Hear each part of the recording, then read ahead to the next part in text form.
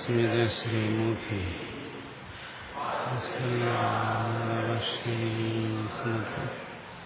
കീർത്തനാലാപിനി ഹീമസിദ്ധസിദ്ധി ആത്മികാമേശ്വരി സമാരംഭാം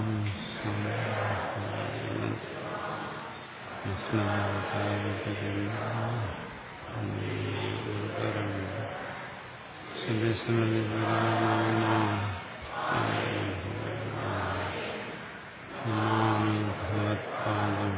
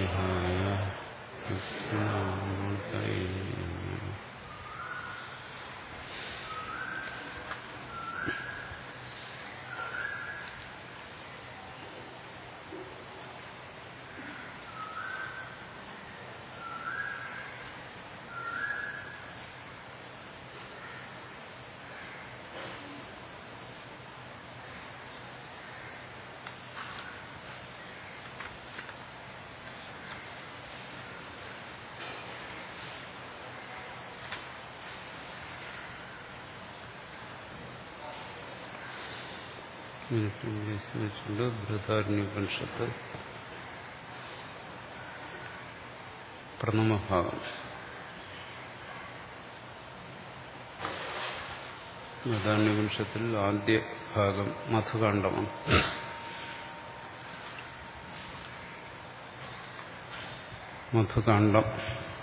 മധുകാണ്ഡത്തിന് 2 അധ്യായം. മധുകാണ്ഡത്തിൽ 4 അധ്യായമുണ്ട്. അതിലാദ്യത്തെ 2 അധ്യായത്തിന് ഭാഷ്യകാരൻ ഭാഷ്യം രചിച്ചില്ല. പിന്നീട് വരുന്ന 1, 2 വിട്ടിട്ട് 3, 4 അധ്യായങ്ങൾ, അതിനാണ് ഭാഷ്യം രചിച്ചത്. അതിന് കാരണം 1, 2 ഭാഗങ്ങൾ പ്രവർഗ്യം എന്ന് പറയുന്ന വൈദിക കർമ്മത്തെക്കുറിച്ച് പറയുന്നതാണ്. അതിൽ ജ്ഞാനത്തിനുപയോഗമായിട്ടുള്ള ഒന്നുമില്ല. അതുകൊണ്ടത് വിട്ടു. അതുകൊണ്ട് മധുകാണ്ഡം തുടങ്ങി അടുത്തു വരുന്ന യാജ്ഞവൽക്യ കാണ്ഡം, അതിനകത്ത് 2 അധ്യായം.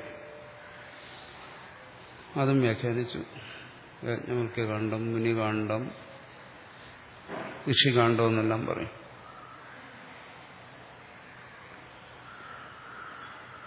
ആദ്യത്തെ 2 കാണ്ഡം, ഈ മധുകാണ്ഡം ആഗമപ്രധാനം എന്ന് പറയുന്നത്. വെച്ചാൽ അവിടെ ഉപദേശത്തിനാണ് പ്രാധാന്യം.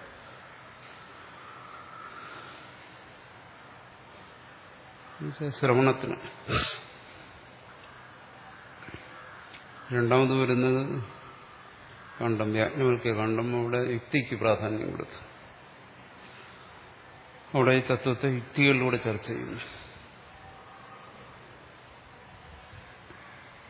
യാജ്ഞവൽക്യ കാണ്ഡത്തില് 1, 2 അധ്യായങ്ങൾ. അവസാനം വരുന്നത് ഖിലകാണ്ഡം. ഖിലം എന്ന് വെച്ചാൽ ശേഷം, പരിശിഷ്ടം എന്നാണ്. അതിലെല്ലാം വരുന്നുണ്ട്. എന്നാൽ മുഖ്യമായിട്ട് ഉപാസന.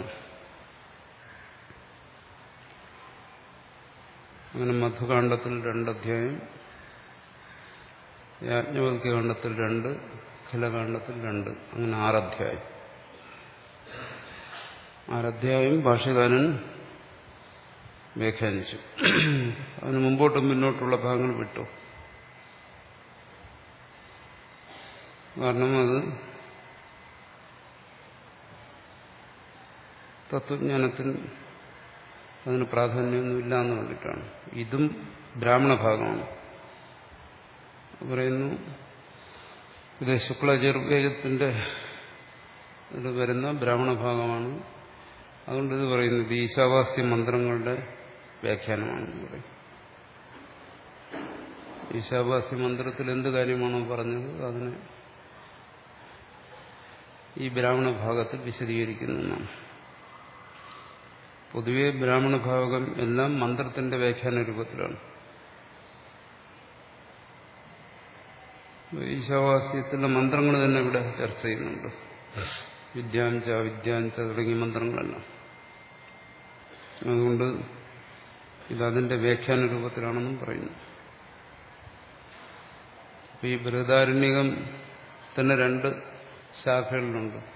ഇവിടെ ഇപ്പം ഭാഷ്യകാരൻ വ്യാഖ്യാനിച്ചിരിക്കുന്നത് ശുക്ല യജുർവേദത്തിലെ കാണ്വ ശാഖയിൽപ്പെട്ട അതാണ്. അപ്പോൾ വേദാധ്യയനം ചെയ്തിരുന്നവർക്ക് പണ്ട്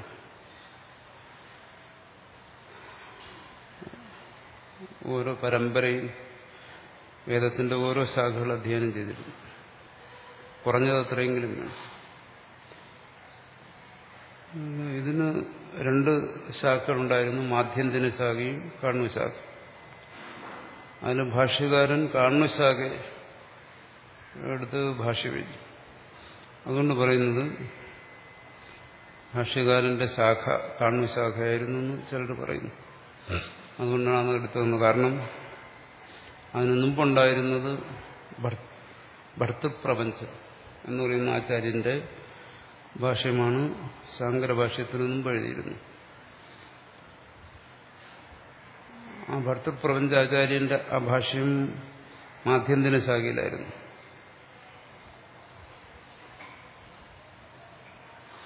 പക്ഷെ ഭാഷ്യകാരൻ അതിനെ ഖണ്ഡിക്കാൻ വേണ്ടി കാണ്വ ശാഖയ്ക്ക് വ്യാഖ്യാനം എഴുതി. 2 ബൃഹദാരണ്യകം തന്നെ, 2ന്റെയും രൂപം ഒരുപോലെ തന്നെ, പക്ഷെ അല്പസ്വല്പ വ്യത്യാസങ്ങളുണ്ട്. തുടങ്ങുന്നിടത്ത് വ്യത്യാസമുണ്ട്. അത് ഒരു ഉപനിഷത്തിന്റെ ഭാഗങ്ങൾ വേറെ ഭാഗത്തും വരും. ഇതിന്റെ തുടക്കം ഉഷാവ അശ്വസ്യമേധ്യസ്യ. ഇത് വലിയ വ്യത്യാസമൊന്നും കൂടാതെ തന്നെ തൈത്തിരീയ സംഹിതയിലുമുണ്ട് ഈ ഉപാസന. അങ്ങനെ വരാറുണ്ട്. അതുകൊണ്ട് ഇത് തന്നെ മാധ്യന്തിന ശാഖയിലും കാണ്വ ശാഖയിലും വലിയ വ്യത്യാസമില്ലാതെ ഒരുപോലെ വന്നു. അപ്പോൾ ഭർത്തൃപ്രപഞ്ചാചാര്യന്റെ ഭാഷ്യത്തെ ഖണ്ഡിച്ചുകൊണ്ട് അത് ഭേദാഭേദവാദം, ശങ്കരാചാര്യന്റെ അദ്വൈതവാദം. അപ്പോൾ ആ ഭേദാഭേദവാദത്തെ നിഷേധിച്ചു. അതിനുവേണ്ടി കാണ്വ ശാഖയിൽ ഭാഷ്യം എഴുതി. ശരിക്കും മാധ്യന്തിന ശാഖയിലാണ് എഴുതേണ്ടിയിരുന്നത്. ഒരിടത്ത ഭാഷ്യത്തെ നിഷേധിക്കാൻ വേറെടുത്ത് എഴുതേണ്ട കാര്യമില്ല. അതുകൊണ്ടാണ് പറഞ്ഞത് ഭാഷ്യകാരൻ കാണ്വ ശാഖ ആയിരുന്നു എന്ന് പറയുന്നു. ഇതൊക്കെ ഊഹാപോഹങ്ങളാണ്. ഈ ഭർത്തൃപ്രപഞ്ചന്റെ വ്യാഖ്യാനവും ഇന്നില്ല. ഭാഷ്യകാരൻ പൂർവപക്ഷം പറയുന്നുകൊണ്ടും ആനന്ദഗിരിയിലും മറ്റും അത് പരാമർശിക്കുന്നുണ്ട്. വാർത്തികത്തിൽ അതിനെ പരാമർശിക്കുന്നുണ്ട്. അതൊക്കെ കൊണ്ട് അങ്ങനെ ഒന്നുണ്ടെന്ന് മനസ്സിലാക്കുകയാണ്. അതെല്ലാം മുമ്പ് തന്നെ നഷ്ടപ്പെട്ടു പോയി. പക്ഷെ ഭാഷ്യകാരന്റെ ഭാഷ്യത്തിന് പ്രധാനമായി ഒന്ന് അദ്വൈത സിദ്ധാന്തത്തെ പ്രകാശിപ്പിക്കുക, മറ്റൊന്ന് ഈ ഭർത്തൃപ്രപഞ്ചാചാര്യന്റെ ഇതിനെ നിഷേധിക്കുക. ഇതിനെ തന്നെ ഭാഷ്യകാരൻ മറ്റു സ്ഥലത്ത് പറയുമ്പോൾ ശതപഥം എന്ന് പറയും, ശതപഥ ബ്രാഹ്മണം. മറ്റു പല ഭാഗങ്ങളിലും മാധ്യന്തനീയാഹ എന്ന് പറയും. ഇതിനുദ്ദേശിച്ചിട്ടാണ്.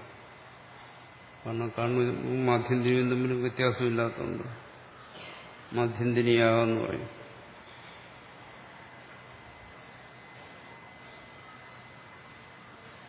പൊതുവെ മറ്റ് ഭാഷ്യങ്ങൾ നമ്മൾ മനസ്സിലാക്കുമ്പോൾ അതേ ശൈലി തന്നെ. ഒരു ഭാഷ്യം ശരിയായി മനസ്സിലാക്കിയാൽ പിന്നെ ബാക്കി ഭാഷ്യങ്ങൾ പ്രത്യേകിച്ച് മനസ്സിലാക്കേണ്ട കാര്യമില്ല. ഭാഷയും ശൈലിയും എല്ലാം അതേ രീതിയിൽ തന്നെയാണ്. ഇത് വളരെ വലുതായിരുന്നു. അതുകൊണ്ടാണ് ബൃഹത്ത് എന്ന് പേര് വന്നത്. ബൃഹത്ത്, വലുത്. ആരണ്യകം, ആരണ്യത്തിൽ അധ്യയനം ചെയ്തുകൊണ്ട് ഇതിന് ആരണ്യകം എന്ന് പേര് വന്നു. ഇത് വലുതുമാണ്. ഇതിൽ കൂടുതൽ വിഷയങ്ങൾ വരുന്നു, കൂടുതൽ ഖണ്ഡനമണ്ഡനങ്ങളെല്ലാം വരുന്നു. അപ്പൊ ചെറിയ ചെറിയ ഉപനിഷത്തുകൾക്ക് ശേഷം ഇത്രയും വലിയൊരു ഉപനിഷത്ത് എന്തിനാ? അതിന് അദ്വൈതികൾ പറയും എന്താണ്? വാദേ ജായതേ തത്വബോധ. എന്നുവെച്ചാൽ വാദം കൊണ്ട്, വാദം എന്ന് വെച്ചാൽ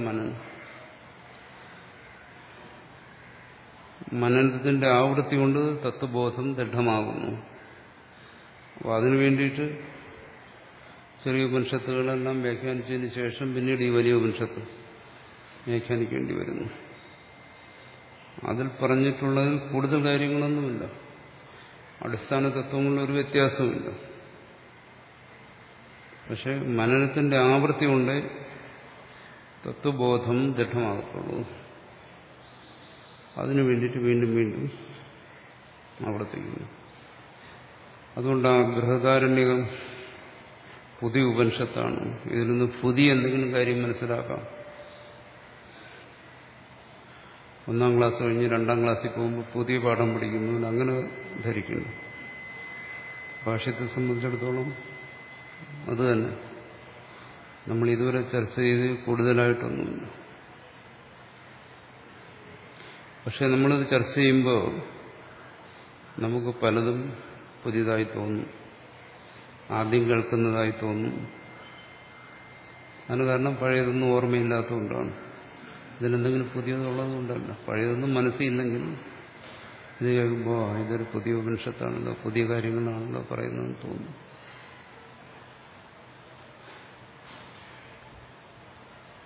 ചിലർക്ക് തിരിച്ചും തോന്നും, മുമ്പ് പറഞ്ഞതുപോലെ അല്ലല്ലോ ഇപ്പൊ പറയുന്നു. അതിന് കാരണം മുമ്പ് പറഞ്ഞത് ഏകദേശം മനസ്സിലായി, ശരിക്കും മനസ്സിലായില്ല, അതുകൊണ്ട് തോന്നും അതല്ല ഇപ്പൊ പറയുന്നു. അല്ലാതെ ഇതിൽ വിശേഷിച്ചൊന്നും മുമ്പ് പറഞ്ഞ കാര്യങ്ങളൊക്കെ തന്നെയാണ് ഇവിടെ പറയുന്നത്. ഇതിന്റെ പ്രാധാന്യം ഇത് ബൃഹത്തായതുകൊണ്ട്, ശബ്ദം കൊണ്ട് ബൃഹത്തായതുകൊണ്ട്. ഇവിടെ ഭാഷ്യകാരൻ തുടക്കം പറയുന്നത് ഞാൻ കുറച്ച് ശബ്ദങ്ങളെ കൊണ്ടൊരു വിശദീകരണം ഇതിന് കൊടുക്കുന്നു എന്നാണ്. പക്ഷെ ഇത് കുറച്ച് ശബ്ദങ്ങളൊന്നുമില്ല, ഭാഷ്യം വളരെ വലുതാണ്. പിന്നെ എന്തുകൊണ്ട് അങ്ങനെ പറയുന്നു? ഇതിനു മുമ്പ് ഭർത്തൃപ്രപഞ്ച ആചാര്യൻ എഴുതിയത് വളരെ വലുതായിരുന്നു, വലിയ വ്യാഖ്യാനമായിരുന്നു എന്നാണ്. അതിനെ അപേക്ഷിച്ച് ഭാഷ്യകാരന്റെ വ്യാഖ്യാനം ചെറുതാണ്. പക്ഷെ അർത്ഥത്തിൽ ചെറുതൊന്നുമല്ല, ശബ്ദത്തിൽ ചെറുത്. ഇതിന്റെ പ്രാധാന്യം ഇതിന് സുരേശ്വരാചാര്യസ്വാമികൾ ശങ്കരാചാര്യരുടെ ശിഷ്യൻ എന്ന് വിശ്വസിക്കുന്ന ആളാണ്. അദ്ദേഹത്തിന് വളരെ വിശദമായ വ്യാഖ്യാനം എഴുതി, ബൃഹദാരണ്യ വാർത്തികം. അത് വളരെ വിശേഷപ്പെട്ടതാണ്.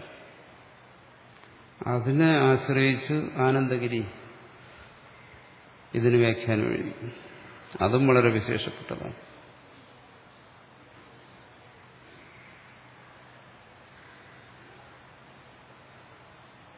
ഇതിനെല്ലാം ശരിക്കും മനസ്സിലാക്കിയിട്ട് ഇതിനൊരു ചെറിയ വ്യാഖ്യാനം എഴുതിയിട്ടുണ്ട്, ടിപ്പണി എന്ന് പറയും.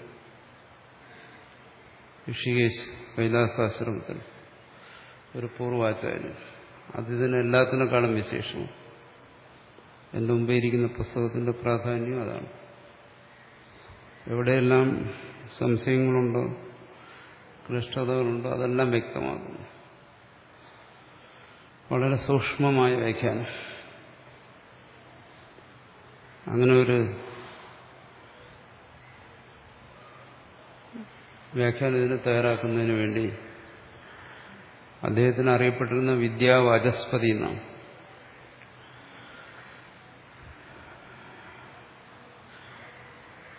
കേവലം ശബ്ദാർത്ഥജ്ഞാനം മാത്രമല്ല, പൂർണ്ണമായ ആത്മനിഷ്ഠനായിരുന്നാണ്. അദ്ദേഹത്തിന്റെ ഗുരു വലിയ പണ്ഡിതനായിരുന്നു, കാശിയിലൊക്കെ അധ്യയനം ചെയ്ത ഒരു വലിയ വിദ്വാനായിരുന്നു. ഇദ്ദേഹവും എല്ലാം അധ്യയനമെല്ലാം കഴിഞ്ഞ് ഗുരുവിന്റെ അടുത്ത് ചെന്നു. ഇത് ബൃഹദാരണ്യകം ഗുരുവിന്റെ അടുത്തിരുന്ന് മനസ്സിലാക്കി. അതിനുശേഷമാണ് അദ്ദേഹം ഇതെഴുതുന്നത്. അത്രയും വലിയ പണ്ഡിതനായ അദ്ദേഹത്തിന് ഈ ബൃഹദാരണ്യകം ഒന്ന് മനസ്സിലാക്കിയെടുക്കുന്നതിന് 13 വർഷം വേണ്ടി വന്നു. 13 വർഷം ഇതിനു വേണ്ടി തന്നെ ചെലവാക്കി.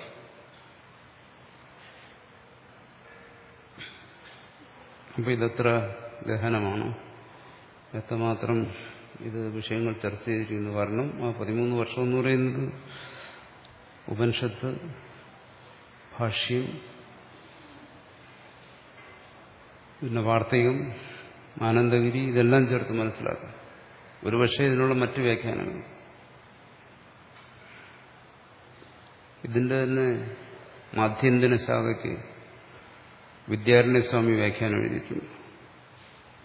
കണ്ണുശാഖയ്ക്ക് ഭാഷ്യകാരൻ എഴുതി, മാധ്യന്തിന ശാഖയ്ക്ക് വിദ്യാരണ്യസ്വാമി എഴുതി. പിന്നെ വാർത്തികമുണ്ട്, വാർത്തിക സാരം എഴുതിയിട്ടുണ്ട്. വാർത്തികത്തെ സംക്ഷിപ്തിച്ച് അതിന്റെ ആശയങ്ങൾ എഴുതിയിട്ടുണ്ട്. അങ്ങനെ ഇതിൽ തന്നെ പല ഇതുണ്ട്. എന്തായാലും അതെല്ലാം വളരെ ഗൗരവപൂർവം വളരെ മനനം ചെയ്തിട്ടാണ് ഇതിന് എഴുതിയത്. അപ്പോൾ അതൊക്കെ നമ്മൾ മനസ്സിലാക്കണമെങ്കിൽ ഇത്രയും വലിയ വിദ്വാൻമാർ പോലും, ഇത്രയും സമയം ചെലവഴിച്ചവർ ഇതിനെ നമ്മൾ മനസ്സിലാക്കുക എന്ന് പറയുമ്പോൾ അതിൻ്റെതായ പോരായ്മകൾ വരും.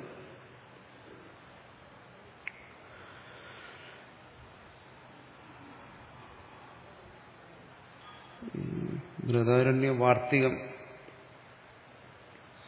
അതിന് ഭാഷ്യത്തെ അപേക്ഷിച്ച് പല വിശേഷതകളുണ്ട്. പല ഭാഗങ്ങളിലും ഭാഷ്യകാരനെ തിരുത്തുന്നുണ്ട്. ശിഷ്യനാണ്. അത് ശാസ്ത്ര മര്യാദ അനുസരിച്ച് ഗുരുവിനെ തിരുത്താൻ ശിഷ്യന് അവകാശമുണ്ട്.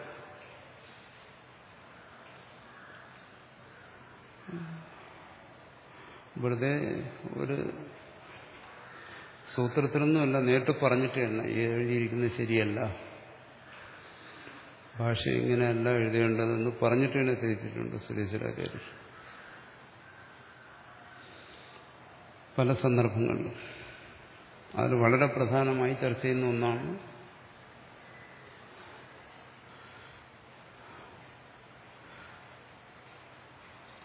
ബ്രാഹ്മണ ശബ്ദം വന്ന സ്ഥലം. അവിടെ 3-ാം അധ്യായത്തിലെന്നാണ് എൻ്റെ ഓർമ്മ. വളരെ വലുതായതുകൊണ്ട് തന്നെ ഓർമ്മിക്കാൻ നമുക്ക് ഓർമ്മശക്തിയൊന്നുമില്ല. അവിടെ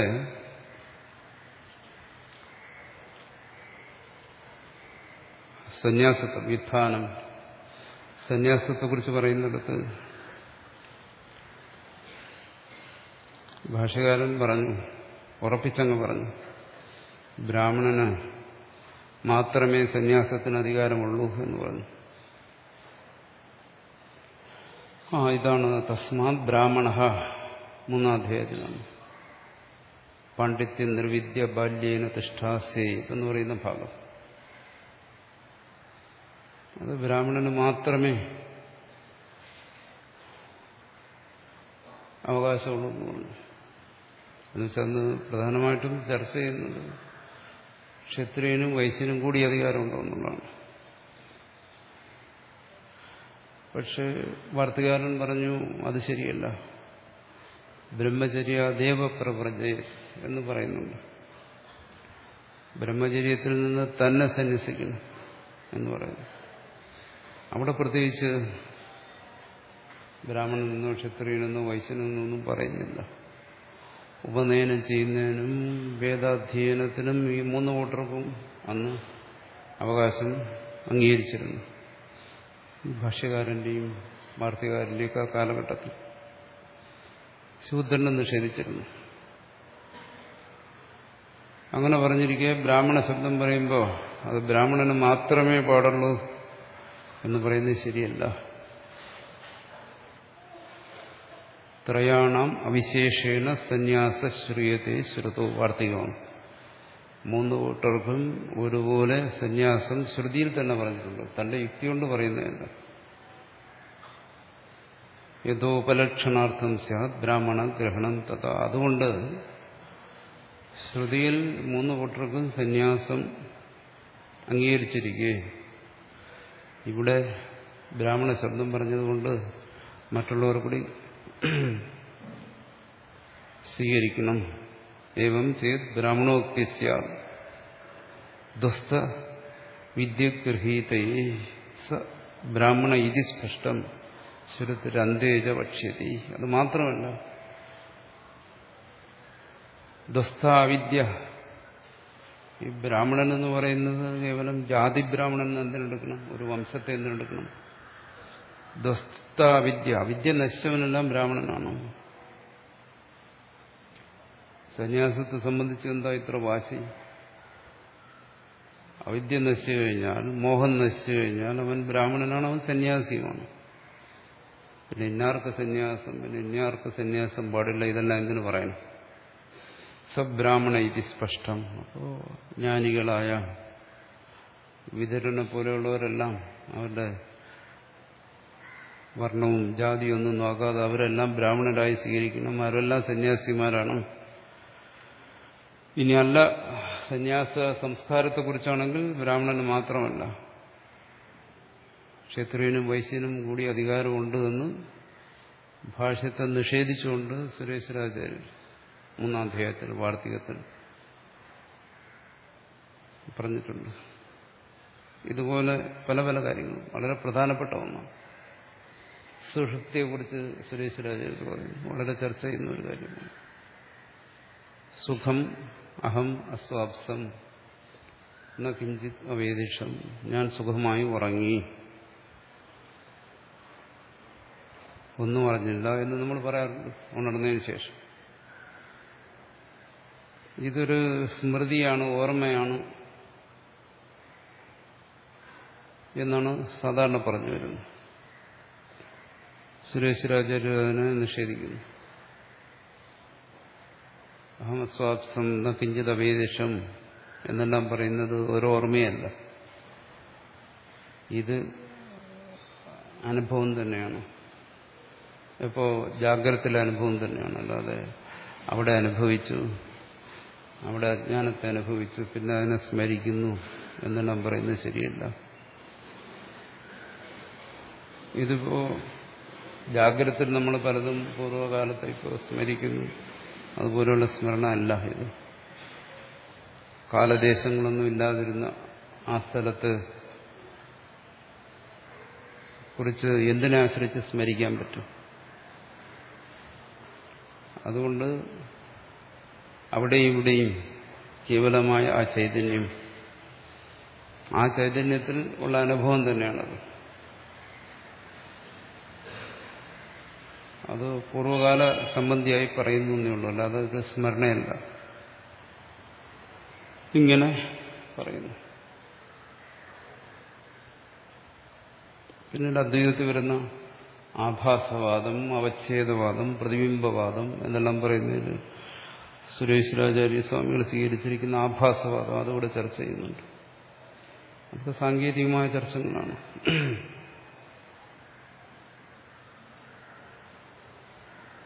ന സുഷുപ്ത വിജ്ഞാനം ന ജ്ഞാസിഷം വിധി സ്മൃതി. വാർത്തികം പറയുന്നതാണ്. സുഷുപ്തിയിലുള്ള അറിവ്, ന ജ്ഞാസിഷം ഞാനൊന്നും അറിഞ്ഞില്ല എന്നുള്ളത് ന സ്മൃതി, അത് സ്മൃതിയല്ല. നമ്മളങ്ങനെയാണ് സാധാരണ ധരിച്ചിരിക്കുന്നത്. കാലാദി അവ്യവധാനത്വ, അവിടെ കാലാദികളുടെ വ്യവധാനമില്ല. അവിടെ കാലമുണ്ടോ, ദേശമുണ്ടോ? കാലദേശങ്ങളില്ലാതെ എങ്ങനെ ഒരനുഭവത്തെ സ്മരിക്കാൻ പറ്റും? ആത്മസ്ഥം അതീത, അത് ആത്മനിഷ്ഠമാണ്, അത് ആത്മാവിന്റെ പ്രകാശമാണ്. അതീതഭഗ, അത് പൂർവ്വകാലത്തിലെ അനുഭവത്തിന്റെ സ്മരണയല്ല. ഇതൊക്കെ അദ്വൈതത്തിലെ വിശേഷപ്പെട്ട ആശയങ്ങളാണ്.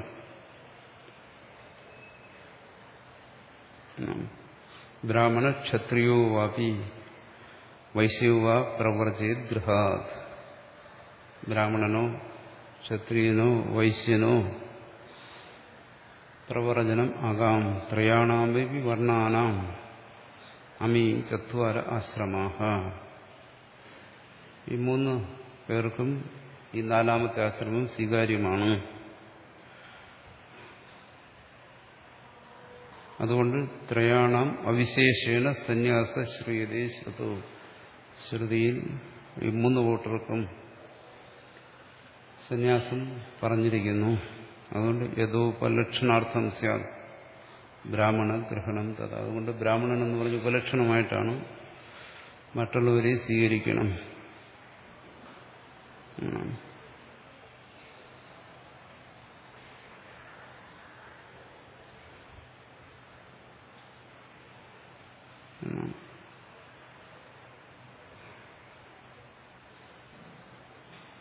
സർവാധികാര വിച്ഛേദി വിജ്ഞാനം ചേതുപേയത്തെ കുതോ അധികാര നിയമോ വിധാനെ ക്രിയതേ ബലാത്. ഇവിടെ ആചാര്യനെ ഖണ്ഡിക്കുകയാണ്. ബ്രാഹ്മണനെ സന്യാസം പാടുള്ളൂ എന്ന് എന്തിനു പറഞ്ഞു? വ്യക്തമായ ഖണ്ഡനമാണ്. ആ പറഞ്ഞ ശരിയല്ല. അതിനെന്താ യുക്തി പറയുന്നത്? സർവാധികാര വിച്ഛേദി വിജ്ഞാനം ചേതുപേയത്തെ. എല്ലാ അധികാരങ്ങളെയും നശിപ്പിക്കുന്ന വിജ്ഞാനം പ്രാപ്തമാകുമ്പോൾ കുതോ അധികാര നിയമോ, ഇന്നതിന് ഇന്ന തന്നെ അധികാരി എന്നെല്ലാം എന്തിനാ നിയമം പറയുന്നു? വിധാനേ ക്രിയതേ ബല ഹഠാ, മനഃപൂർവം. അങ്ങനെ ഒരു അധികാരത്തെ പിന്നെ നിർണ്ണയിക്കാൻ പോകുന്ന എന്തിനു? സന്യാസത്തിന് ഇന്നാരധികാരി ഇന്നാരധികാരിയല്ല എന്നൊക്കെ പറയുന്നു. എന്നിങ്ങനെയെല്ലാം പറഞ്ഞു. ഇതുപോലെ പല സന്ദർഭങ്ങളിലും ഗുരുവിനെ ഖണ്ഡിക്കുന്ന ഭാഷ്യമാണ്. എന്നുവെച്ചാൽ സ്വതന്ത്രമായ ഒരു അഭിപ്രായം പറയുന്നതിന് വായി പൊത്തിപ്പിടിക്കേണ്ട കാര്യമില്ല. ശരിയെന്ന് പറയുന്നത് അതിന് രാഗദ്വേഷമില്ല, ഗുരുനിന്ദയോ അങ്ങനെയുള്ള കാര്യങ്ങളൊന്നുമില്ല. അത് തനിക്ക് വ്യക്തമായി ബോധിക്കുന്ന കാര്യം അത് പറയാം. അതിൽ ഗുരുവിനും ശിഷ്യനോട് ഈർഷ്യയുണ്ടാകത്തില്ല, ഉണ്ടാകാൻ വഴിയില്ല. കാരണം ഗുരുവിനെ ഉൾക്കൊണ്ടിട്ടാണല്ലോ അവിടെ ശിഷ്യൻ കുറച്ചുകൂടി മുമ്പോട്ട് ശാസ്ത്രമാർഗത്തിൽ സഞ്ചരിക്കുന്നു. അതുകൊണ്ട് ഗുരുവിന് ശിഷ്യനോട് ഈർഷ്യം തോന്നുന്നില്ല. ഞാൻ പറഞ്ഞതിനപ്പുറം പറഞ്ഞു അങ്ങനെ തോന്നുന്നു. ശിഷ്യനും ഗുരുവിനോടുള്ള വിദ്വേഷം കൊണ്ടല്ല അത് പറയുന്നത്. തത്വചിന്തയിൽ അല്ലെങ്കിൽ അതിന്റെ വിശദീകരണത്തിൽ വ്യാഖ്യാനത്തിൽ കുറച്ച് കാര്യങ്ങൾ പറയുന്നു എന്നുള്ളതേ ഉള്ളൂ. അത് വാർത്തികത്തിന്റെ പ്രാധാന്യം. ആ വാർത്തികത്തെ ഉൾക്കൊണ്ടുകൊണ്ടാണ് ആനന്ദഗിരി ഇതിന് വിശദീകരണം കൊടുത്തത്. അതിന് ഭാഷ്യം തുടങ്ങുമ്പോൾ ആദ്യം സംബന്ധഭാഷ്യമാണ്, സംബന്ധ വാർത്തികമാണ്. ഭാഷ്യം നമുക്ക് മറ്റ് ഉപനിഷത്ത് ഭാഷ്യങ്ങളെപ്പോലെ തന്നെ മനസ്സിലാക്കി പോകുന്നതിന് പ്രയാസമൊന്നുമില്ല. ചില സ്ഥലങ്ങളിൽ തർക്കങ്ങൾ വരും. അവിടെ കൂടുതൽ ബുദ്ധി ഉപയോഗിക്കേണ്ടി വരും, യുക്തി ഉപയോഗിക്കേണ്ടി വരും. പക്ഷെ വാർത്തികം അങ്ങനെയല്ല. വാർത്തികത്തിൽ മീമാംസകരെ ഖണ്ഡിക്കുന്നു. മീമാംസയിൽ ശരിയായ പൂർവ്വമീമാംസ അറിവില്ലാത്ത ഒരാൾ ഈ വാർത്തികം വായിച്ചാൽ ഒന്നും മനസ്സിലാകത്തില്ല. ആ ശൈലിയിലാണ്. കാരണം അതുകൊണ്ടാണ് പറയുന്നത് മണ്ഡന മിശ്രനാണ് പിന്നീട് സുരേശ്വരാചാര്യനായത്. അപ്പോൾ സുരേശ്വരാചാര്യൻ മണ്ഡന മിശ്രനെ ഖണ്ഡിക്കുന്നു എന്നൊരു പലരും എഴുതിയിട്ടുണ്ട്. ഇത് രണ്ടും രണ്ടാണ്. കാരണം അത് വളരെ സങ്കീർണമാണ്.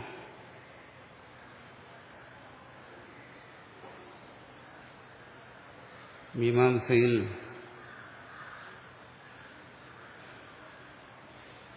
ഇത്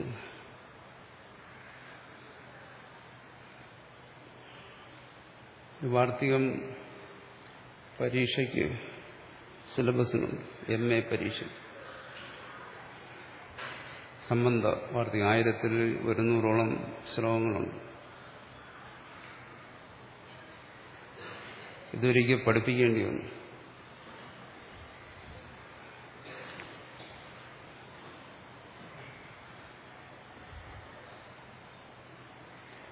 ഒരു വർഷം ഇതിനുവേണ്ടി ചെലവാക്കി. 1000-ലധികം ശ്ലോകം ആനന്ദഗിരി വ്യാഖ്യാനത്തോടുകൂടി പഠിപ്പിക്കാൻ. പക്ഷെ കേട്ടുകൊണ്ടിരുന്ന ഒരാളിനും ഒരക്ഷരം മനസ്സിലായില്ല. പക്ഷെ എല്ലാവരും നല്ല മാർക്ക് വാങ്ങി പാസ്സായി. ഒരാൾക്ക് ഫസ്റ്റ് റാങ്കും ഉണ്ടായിരുന്നു. അത് നമ്മുടെ പരീക്ഷയുടെയും മറ്റും വിശേഷത. പക്ഷെ ആർക്കും ഒന്നും മനസ്സിലായില്ല എന്നുള്ളത് പഠിപ്പിച്ച ആളിന് മനസ്സിലായി, പഠിച്ചവർക്ക് മനസ്സിലായി. കാരണം എന്തെന്ന് വെച്ചാൽ അതാണ് ഇതിന്റെ ശൈലി. വാർത്തികത്തിന്റെ വളരെ സങ്കീർണമാണ് ഈ പൂർവ്വമീമാംസ എന്ന് പറയുന്നത്. അതിന്റെ യുക്തികൾ ഇതൊക്കെ മനസ്സിലാക്കുക. അതുമാത്രമല്ല വളരെ വിരസമായൊരു വിഷയമാണ്. ഇത്രയും വിരസമായ വേറൊരു വിഷയമേ ഇല്ല ഈ ദർശനങ്ങൾ പൂർവ്വമീമാംസ പോലെ.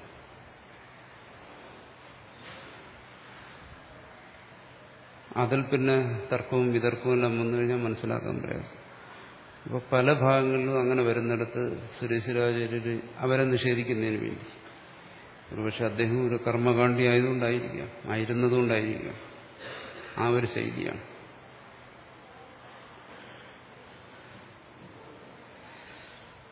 അതിന്റെ രീതി.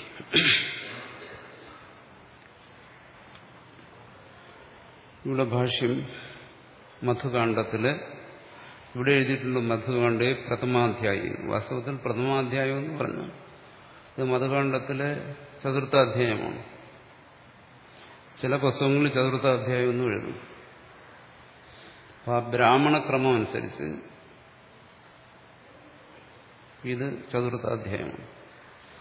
പക്ഷെ ഭാഷ്യകാരൻ ഇവിടെ മുതൽ ഇതിനെ ഉപനിഷത്തായി സ്വീകരിക്കുന്നുണ്ട്. അതുകൊണ്ട് ഇതിനെ പ്രഥമാധ്യായം എന്ന് പറയും. അങ്ങനെയാണ് 6 അധ്യായം. ഭാഷ്യകാരൻ പറയും ഷഡധ്യായി എന്ന് പറയും. അപ്പോൾ ഒരു അധ്യായത്തിലെ ആദ്യത്തെ ഒരു കാണ്ഡത്തിൽ 3 കാണ്ഡങ്ങളാണ്. ഒരു കാണ്ഡത്തിലെ ആദ്യത്തെ 2 അധ്യായത്തെ മാറ്റി നിർത്തിയിട്ട് വ്യാഖ്യാനിച്ചു. 3-ാമത്തെ അധ്യായത്തിന് 1-ാം അധ്യായം എന്ന് കരുതി വ്യാഖ്യാനിച്ചു. അപ്പോൾ അത് പറയുന്നു ഭാഷ്യകാരോട് സ്വീകരിച്ചിരുന്ന അർത്ഥക്രമം പാഠക്രമമാണ്. പാഠക്രമം അനുസരിച്ചാണെങ്കിൽ എങ്ങനെയാണോ പഠിക്കുന്നത് അതനുസരിച്ചാണ് അധ്യായ സംഖ്യ വരുന്നത്. അതിന് പ്രാധാന്യം കൊടുത്ത് കർമ്മത്തെക്കുറിച്ച് ഭാഷ്യകാരൻ വ്യാഖ്യാനിച്ചിട്ട് കാര്യമില്ലല്ലോ. പക്ഷെ ഇതിൽ ബൃഹദാരണ്യോപനിഷത്തിൽ ഒരു കാര്യം സമർത്ഥിക്കുന്നു. ഈ പൂർവകാണ്ഡം മുഴുവനും ആരാത് ഉപകാരകം, മീമാംസകളുടെ ഭാഷയിൽ പറഞ്ഞാൽ തത്വജ്ഞാനത്തിന് ഉപകരിക്കുന്നതാണ് എന്ന് ഭാഷ്യകാരൻ സമർത്ഥിക്കുന്നുണ്ട്. വേദം മുഖ്യമായി 2 ഒന്ന് കർമ്മകാണ്ഡം, മറ്റൊന്ന് ജ്ഞാനകാണ്ഡം. അതിന്റെ ഭാഗമായിട്ടാണ് ഉപാസനാകാണ്ഡം മിശ്രമായി വരുന്നത്. ചില ഭാഗത്ത് കർമ്മകാണ്ഡത്തോടുകൂടി ചേർന്ന് വരും, ചില ഭാഗത്ത് സ്വതന്ത്രമായി വരും, ചില ഭാഗത്ത് ജ്ഞാനകാണ്ഡത്തോട് ചേർന്ന് വരും, ജ്ഞാനത്തിനിടയ്ക്ക് ഉപാസനകൾ വരും. അതിൽ കർമ്മകാണ്ഡത്തെ ഈ ജ്ഞാനത്തിന് ഉപകരിക്കുന്നതായിട്ട് ഭാഷ്യകാരൻ പറയുന്നു. നേരിട്ടുള്ള പരമ്പരയായിട്ട് ഗീതയിലും മറ്റും മനസ്സിലാക്കിയതുപോലെ അതിൽ വിടേണ്ടതിനെയൊക്കെ വിട്ട് ബാക്കിയുള്ളത് നിഷ്കാമമായി അനുഷ്ഠിച്ചു കഴിഞ്ഞാൽ, ഈശ്വരാരാധന രൂപത്തിൽ അനുഷ്ഠിച്ചു കഴിഞ്ഞാൽ അത് ചിത്തശുദ്ധിക്ക് ഉപകരിക്കും. അങ്ങനെ ഉത്തരകാണ്ഡത്തിലൂടെ അത് ജ്ഞാനത്തിന് ഉപകരിക്കും. ഇതെല്ലാം വേദത്തെ മുൻനിർത്തിയുള്ള ചർച്ചകളാണ്, ശ്രുതിയെ മുൻനിർത്തിയുള്ളത്. അല്ലാതെ സ്വതന്ത്രമായ ചർച്ചകൾ. ഭാഷ്യകാരൻ പറയുമ്പോഴും സ്വതന്ത്രമായി ഒരക്ഷരം പറയില്ല. വേദത്തിൽ എങ്ങനെ പറയുന്നു, വേദപ്രാമാണ്യം എന്താണ്. ഇനി ആശയം ഒരു പക്ഷേ തന്റെ സ്വന്തമായി, പക്ഷെ അതിന് വേദത്തോട് ബന്ധപ്പെടുത്തിയേ പറയും, തൻ്റെതായി പറയും.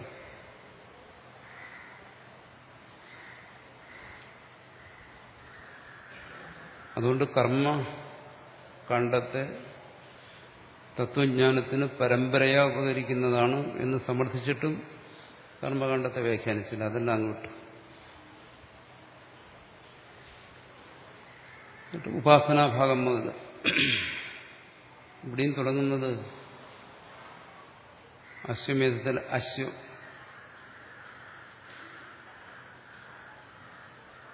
അശ്വത്തിന്റെ അവയവങ്ങളെ വിരാട് അവയവങ്ങളായിട്ട് ഉപാസിക്കുകയാണ്, ധ്യാനിക്കാൻ വേണ്ടിയാ പറയുന്നത്. വിരാട് രൂപപ്രാപ്തി അല്ലെങ്കിൽ ഹിരണ്യഗർഭപ്രാപ്തി, അതൊക്കെയാണ് അതിന്റെ ഫലമായി പറയുന്നത്. അതും ഭാഷ്യകാരൻ പറയും അശ്വമേധത്തിന് എല്ലാവർക്കും അധികാരമില്ല എന്ന് പറയും. അശ്വമേധത്തിന് ക്ഷത്രിയന് മാത്രമേ അധികാരമുള്ളൂ എന്ന് പറയും. കർമ്മ കണ്ടെത്തും. ബ്രാഹ്മണനും വൈശ്യനും അധികാരമില്ല.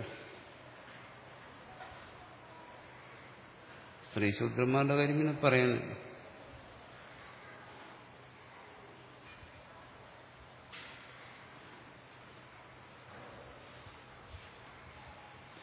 അപ്പോ അതെന്തുകൊണ്ട്? കാരണം ഈ അശ്വമേധം ഒരുപാട് ചെലവുള്ള കാര്യമാണ്.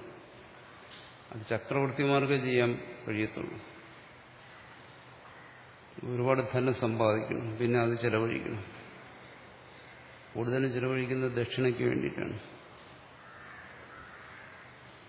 ദക്ഷിണ കൊടുക്കുന്ന ജോലി ബ്രാഹ്മണനും, വാങ്ങുന്ന ജോലി അല്ല ക്ഷത്രിയനും, വാങ്ങുന്ന ജോലി ബ്രാഹ്മണനുമാണ്. അപ്പോൾ അശ്വമേധം പോലെയുള്ള കർമ്മങ്ങൾ ബ്രാഹ്മണൻ ക്ഷത്രിയൻ ചെയ്യുന്ന പോലെ ചെയ്യാൻ കഴിയത്തില്ല, സമ്പത്തില്ലാത്തതുകൊണ്ടാണ്. അത്രയും സമ്പത്ത്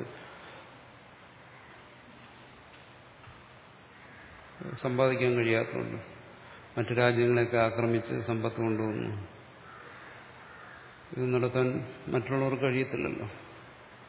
അതുകൊണ്ട് അതിന് അധികാരമില്ലാത്തവർക്ക് വേണ്ടി കർമ്മം ചെയ്യേണ്ട ഉപാസന. എങ്ങനെ അശ്വ അവയവങ്ങളെ വിരാട് രൂപത്തിൽ, പ്രപഞ്ചരൂപത്തിൽ, വിരാട് പുരുഷൻ പ്രപഞ്ചപുരുഷ രൂപത്തിൽ, അത് അടുത്ത് വിശദീകരിക്കുക. അങ്ങനെ ഉപാസിക്കുക. അതിന്റെ ഫലമായി ഹിരണ്യഗർഭപ്രാപ്തി, അതെല്ലാം പറയുന്നു. ഇതും മുമ്പ് പറഞ്ഞ പ്രവർഗ്യം എന്ന് പറയുന്ന കർമ്മവുമായി ബന്ധപ്പെട്ടതാണ്. അതിനു മുമ്പ് വരുന്ന ജ്യോതിഷ്ഠോമം പോലെയുള്ള കർമ്മങ്ങളുമായി ബന്ധപ്പെട്ടതായി. കർമ്മം, ഉപാസന, ജ്ഞാനം എന്നിങ്ങനെ ഇത് പരസ്പരം ബന്ധപ്പെട്ട് കിടക്കുന്ന കാര്യങ്ങളാണ്.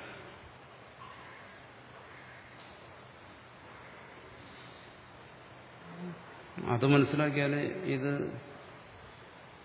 എന്താണ് ഉഷാവ അശ്വസ്യ മേധ്യസ്യ ശിരസ്, മേധ്യമായ അശ്വത്തിന്റെ ശിരസ്സാണ് ഈ ഉഷസ്, പ്രഭാതം എന്നെല്ലാം പറഞ്ഞു കഴിഞ്ഞാൽ എന്താണ്? ഒന്ന് അശ്വം, മറ്റൊന്ന് ഈ വിരാട് പ്രപഞ്ചം. അപ്പോൾ അശ്വത്തിന്റെ ശിരസ് അത് ഈ ഉഷസ്സാണ്. ഈ വിരാട് പുരുഷന്റെ പ്രഭാതമാണ് എന്ന് പറയുമ്പോൾ ഉഷസ്സിന് ഭാഷ്യകാരൻ പ്രത്യേക വ്യാഖ്യാനം കൊടുക്കുന്നുണ്ട്. ഞാൻ പ്രഭാതം എന്ന് പറഞ്ഞതേ ഉള്ളൂ. എന്ന് പറയുമ്പോൾ അത് അശ്വമേധ യാഗം ചെയ്തവന് അല്ലെങ്കിൽ വേദാധ്യയനം ചെയ്തവന്, അതിന് അധികാരമുണ്ടെങ്കിലും അല്ലെങ്കിൽ അധികാരമില്ലാത്ത ബ്രാഹ്മണ വൈശ്യനും അത് ചെയ്യുന്ന ക്ഷത്രിയനും വേദാധ്യയനം ചെയ്തിട്ടുള്ളവനെ അത് മനസ്സിലാവും എന്തായി പറയുന്നു. അല്ലെങ്കിൽ അശ്വത്തെക്കുറിച്ച് അങ്ങനെ മനസ്സിലാവും, എന്തിനുണ്ട് അശ്വത്തെ പറയണം. അശ്വമേധത്തിലെ പ്രധാനമായ ഒരു ബലിമൃഗമാണ് അശ്വം. അപ്പോൾ അത് ആ വൈദിക പശ്ചാത്തലത്തിൽ നിന്നേ മനസ്സിലാകത്തുള്ളൂ.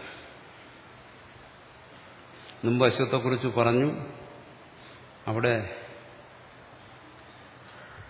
അശ്വമേധത്തെക്കുറിച്ച് പറഞ്ഞു, ഇവിടെ അശ്വത്തിലുള്ള പ്രപഞ്ചഭാവനയെക്കുറിച്ച് പറയുന്നു.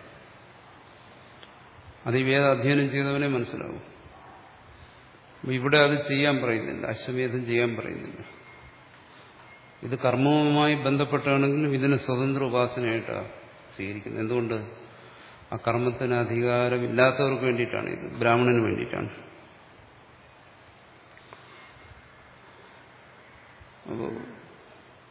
ഇത് ആ തരത്തിൽ ഭാവന ചെയ്യുന്നു. അപ്പോൾ ഇവിടെ ഉപാസന എന്ന് പറയുന്നത് ഈ മന്ത്രങ്ങളെ ഷാവാശ്വസ്യമേത്യശിശിരം അർത്ഥബോധത്തോടുകൂടി ആവർത്തിക്കുന്നതാണ്.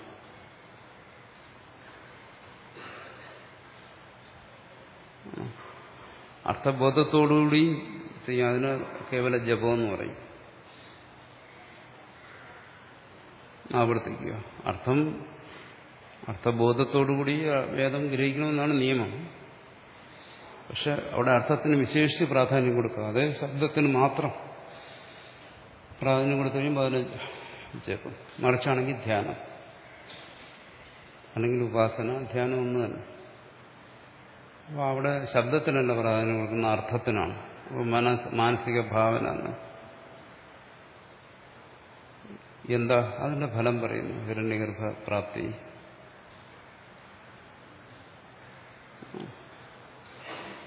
ഇത് ആ വേദ പശ്ചാത്തലം മനസ്സിലാക്കി ഒരാൾക്കെ മനസ്സിലാവും. അതും ഇതുമായിട്ട് എന്താ ബന്ധം, ഇതെന്തിനതിന് ശേഷം പറഞ്ഞു, ഉപാസന എന്ന് പറയുന്നത് എന്താണ്, അതുകൊണ്ട് എന്താ ഫലം. അപ്പോൾ ഇത് കർമ്മകാണ്ഡമാണ്, ഇത് ഉപാസനയാണ്. ഇത് ഞാൻ ഇക്കാര്യത്തിൽ വേദഭാഷ്യകാരന്മാർക്ക് ആർക്കും അഭിപ്രായ വ്യത്യാസമില്ല. ആ ജ്ഞാനം എന്താണ്, അത് ഭേദമാണോ അഭേദമാണോ, ഇത്തരം കാര്യങ്ങളിലൊക്കെ അഭിപ്രായ വ്യത്യാസം വരാം. പക്ഷെ കർമ്മം കർമ്മമാണ്, ഉപാസന ഉപാസനയാണ്, ഇത്തരം കാര്യങ്ങളിൽ ഈ വൈദികന്മാർക്ക് അഭിപ്രായ വ്യത്യാസമില്ല. അതിന്റെ സ്വരൂപത്തിലും മറ്റും അഭിപ്രായ വ്യത്യാസമില്ല. പൊതുവെ കർമ്മകാണ്ഡത്തിൽ ഭാട്ടമതം, കുമാരലമതം, മിശ്രമതം, ഇങ്ങനെയൊക്കെയുള്ള പല അതിന്റെ സങ്കീർണതകളിൽ ചെറിയ അഭിപ്രായ വ്യത്യാസങ്ങളുണ്ടെങ്കിലും എല്ലാവരും അശ്വമേധം തന്നെ, ജ്യോതിഷ്ഠോമം തന്നെ, ഇവിടെയൊന്നും ആർക്കും അഭിപ്രായ വ്യത്യാസമില്ല.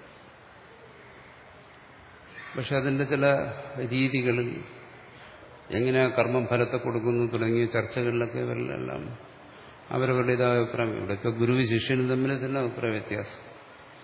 അപ്പോൾ പിന്നെ ഒരു വിഷയത്തെക്കുറിച്ച് രണ്ടുപേരും ചർച്ച ചെയ്ത് കഴിഞ്ഞാൽ സ്വാഭാവികമായിട്ടും അഭിപ്രായ വ്യത്യാസം വരും. പക്ഷെ അതിൻ്റെ ഒരു പൊതു സ്വഭാവത്തിന് മാറ്റമില്ല. കർമ്മകാണ്ഡം കർമ്മത്തെക്കുറിച്ച് പറയുന്നു, ഉപാസനാകാണ്ഡത്തിൽ ഉപാസനകളെക്കുറിച്ച് പറയുന്നു, വേറൊരു ഭാഗത്ത് കേവലമായ തത്വജ്ഞാനത്തെക്കുറിച്ച് പറയുന്നു. ഈ രീതിയിൽ വേദത്തിന്റെ അർത്ഥത്തിൽ യാതൊരു അഭിപ്രായ വ്യത്യാസമില്ല. ഞാൻ പ്രത്യേകം എടുത്തു പറയുന്ന ഇത് യുഷാവ് അശ്വസ്യമേധ്യശിര എന്നൊക്കെ പറയുന്നത് ഇതൊരു ഉപാസനയാണ്, വൈദിക ഇതനുസരിച്ച്. അപ്പോൾ ആ ഉപാസന ഇന്നതാണ്, ഇതൊന്നും മനസ്സിലാക്കാതെ ഇതിന് പലരും വളരെ വിസ്തൃതമായ വ്യാഖ്യാനങ്ങൾ എഴുതി വച്ചിട്ടുണ്ട്.